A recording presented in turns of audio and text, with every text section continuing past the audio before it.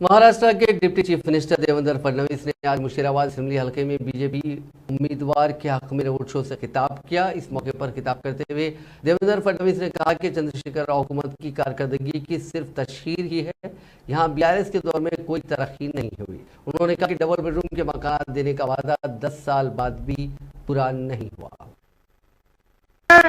सरकार में आए उस समय बड़े बड़े सपने दिखाए थे, कहा तो बताया था कि तेलंगाना में दलित चीफ मिनिस्टर बनेगा।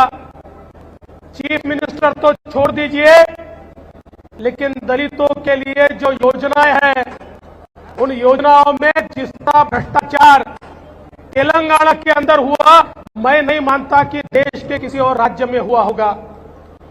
मैं तो माननीय किशन रेड्डी जी ऐसा मानता हूं कि अगर कहीं भ्रष्टाचार का ओलंपिक भराया जाए तो सारे के सारे मेडल ये तेलंगाना की बीआरएस पार्टी ले जाएगी। इतना ज्यादा भ्रष्टाचार आज हमको तेलंगाना में देखने को मिलता है।